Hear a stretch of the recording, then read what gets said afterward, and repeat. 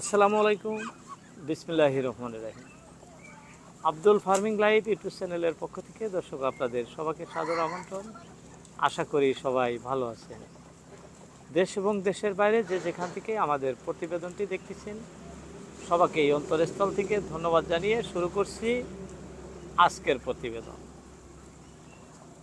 দর্শক, আমি খামার নিয়ে বিভিন্ন বিষয়ে আপনাদের মধ্যে বিভিন্ন কথা তুলে ধরি।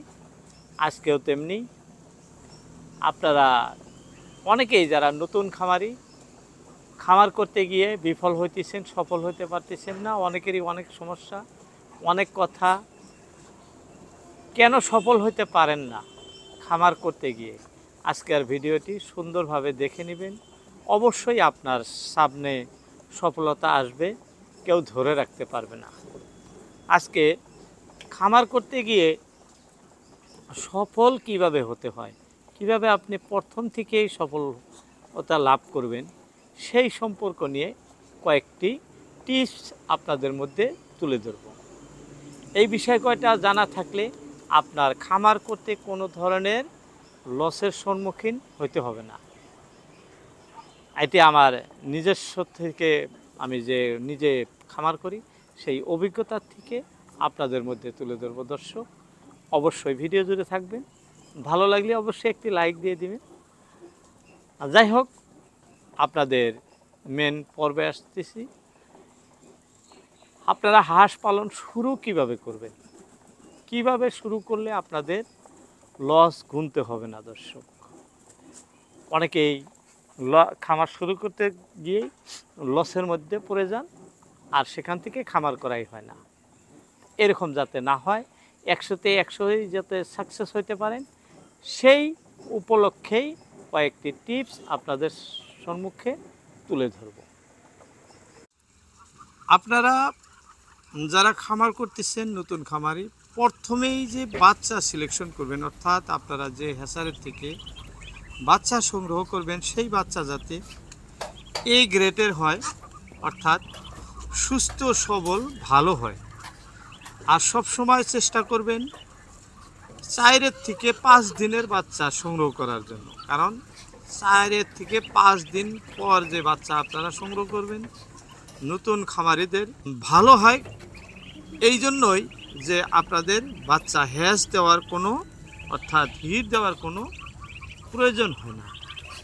কারণ খামারি ভাইরা হিট দিয়ে দেন, অর্থাৎ যেটা তাপ দিতে হয় ফোটার পরে 3 দিন বা 4 দিন, সেই তাপের আপনাদের কোনো ধরনের প্রয়োজনই হয় না। সেটা যে হ্যাচারের থেকে বাচ্চা নেবেন তেনারা দিয়ে দেন, এবং প্রাথমিক চিকিৎসা হ্যাচারের থেকেই দিয়ে দেওয়া হয়, যার জন্যে আপনাদের 4 থেকে 5 দিন বা 6 দিনের বাচ্চা সংগ্রহ করলে চতুর্দিকেই লাভ, কোনো ধরনের লসে আপনারা পড়বেন না, বাচ্চার মডেলিটিও হবে না। এত গেল প্রথম বিষয়।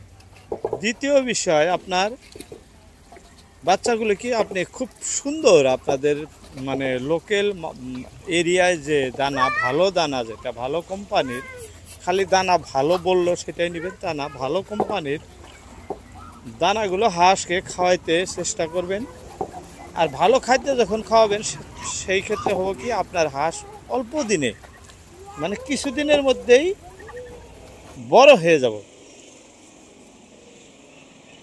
অর্থাৎ 1 মাসের ভিতরেই 8 থেকে 900 গ্রাম, কোনো মাত্রা হাঁসগুলাই 1 কেজি পর্যন্ত ওয়েট হয়ে যাব, কোনো ধরনের সমস্যা আসবো না। আর এর ভিতরে বেমার আজারও খুব কম আসবো। যদিও দেখা দেয় সামান্য সর্দির ভাব একটা আসতে পারে বা পায়খানার সমস্যা একটা, সেক্ষেত্রে আপনি নর্মাল অ্যান্টিবায়োটিক খাওয়াইলে সেই সমস্যার আপনার সমাধান হয়ে যাবে। আপনি ভুলেও কমজোরি খাদ্য, অর্থাৎ যে খাদ্যগুলোর গুণগত মান ভালো না, সেই খাদ্যগুলো খাওয়াবেন না। সেই খাদ্য খাওয়াইতে গেলে কিন্তু আপনার সেই সমস্যার মধ্যে পড়তে হবে।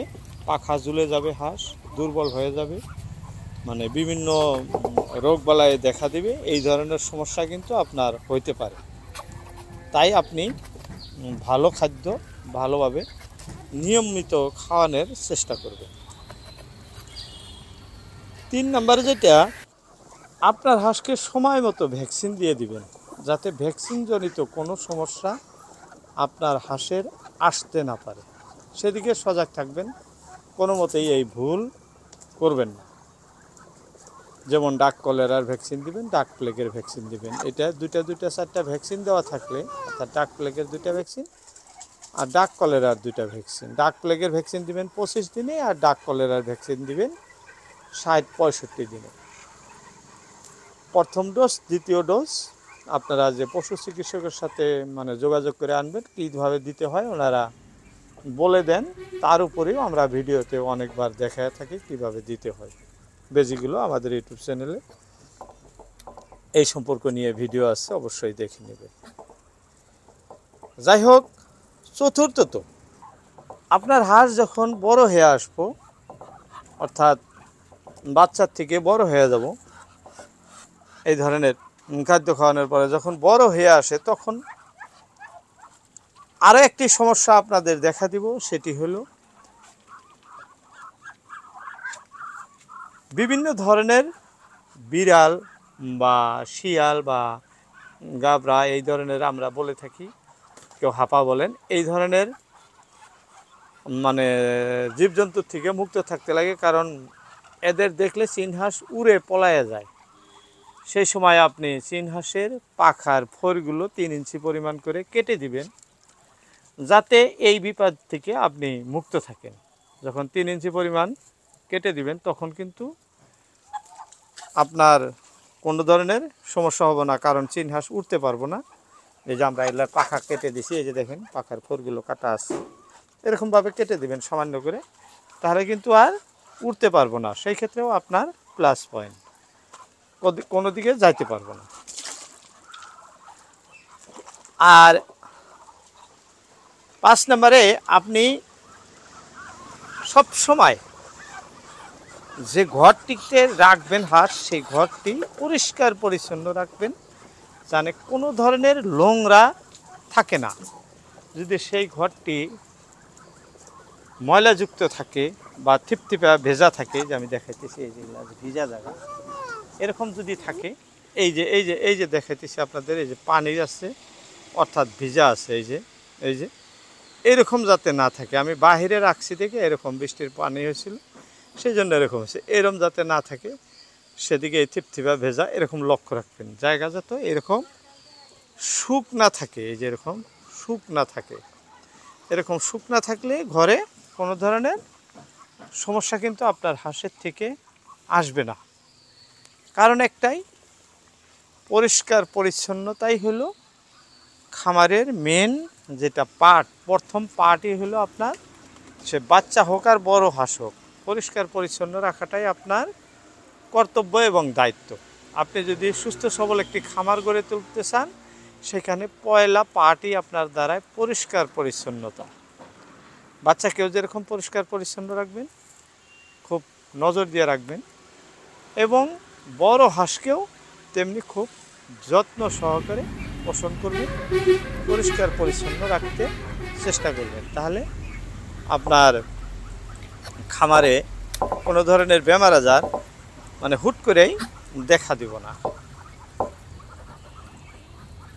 এবং আরেকটি বিষয় আপনাদের অবগত করে রাখি, আপনারা প্রতি সপ্তাহে ডেলি প্রয়োজন হয় না হাঁসের জন্য, কমসে কম সপ্তাহে একদিন আপনার হাঁস খামার যেটি ঘর, সেই ঘরটিকে আপনি স্প্রে করে দিবেন। B904 একটি আমাদের ইন্ডিয়াতে ভালো স্প্রে আছে। তারপর আপনার কোর্সোলিন একটি আছে, আরও বিভিন্ন কোম্পানির বিভিন্ন ধরনের আছে, ভিরবেক কোম্পানির কোর্সোলিন। যাই হোক, আপনি B904, এটা সামান্য দামে কম, আর যেহেতু 200 ml পাওয়া যায়, এটা এনেই অনেক দিন ব্যবহার করা যায়। 10 লিটার পানিতে 2 ml ছেড়ে দিলেন, দেওয়ার পরে ওইটা পানিটা স্প্রে করে দিয়ে ঘরটা সব স্প্রে করে দিবেন পরিষ্কার করে, বাস। কোনো ধরনের ভাইরাস সেখানে মানে আবির্ভাব করতে পারবো না। এটা সব সময় মাথায় রাখতে হয়। যারা খামার করেন, অবশ্যই আমরা ব্যবহার করি, আপনাদেরও ব্যবহার করার জন্য অনুরোধ করতেছি। ভেটেরিনারি ফার্মেসিতে গেলেই আপনারা এই মেডিসিনটি অনায়াসে কিন্তু সংগ্রহ করতে পারবেন। আরও একটি কথা, এটিও আপনাদের খুব জরুরি। এই যে আপনাদের দেখাইতেছি হাঁস ধান খাইতেছে, ধানের সাথে পরিমাণ মতো আপনি যখন আপনার হাঁসের 3 মাস পার হয়ে যায় তখন থেকে আমরা লিয়ার দানা কম বেশি পরিমাণে খাওয়াই। ওই গরুয়ার দানা 2 বস্তা খাওয়ানোর পরে এই যে ধানের সঙ্গে লিয়ার দানা সামান্য পরিমাণ আর মিনারেল মিক্সার পাউডার, হাঁসের গ্রোথ যাতে ঠিক থাকে, যেহেতু আমরা আবদ্ধ অবস্থায় পালি, ছেড়ে দেওয়া হয় না। 4 মাস ধরে আবদ্ধ অবস্থায় আছে আমাদের হাঁস। তো আবদ্ধ অবস্থায় যখন হাঁস পালবেন তখন মিনারেল মিক্সার একটি পাউডার আছে, সেটি আপনারা ব্যবহার করবেন। এই কয়েকটি বিষয় যদি গুরুত্ব দিয়ে মানে রাখেন, নিজের মধ্যে পোষণ করেন আর পরিষ্কার পরিচ্ছন্ন যদি খামারটি রাখতে পারেন, আপনার সফলতা 100%। আপনি কোনো দিনও বিফলে যাবেন না, বিপাকে পড়বেন না, কারো কোনো কথিত ভাষাও আপনাকে নিতে হবে না। আপনি মানার চেষ্টা করবেন, আপনার খামার অবশ্যই অবশ্যই একজন সফল খামারি আপনি হতে পারবেন। যাই হোক, অনেক কথা বলে ফেললাম বলতে বলতে। আজকের মতো ইতি টানছি আপনাদের মধ্যে থেকে। দেখা হবে আবার অন্য কোনো ভিডিওতে। আসসালামু আলাইকুম।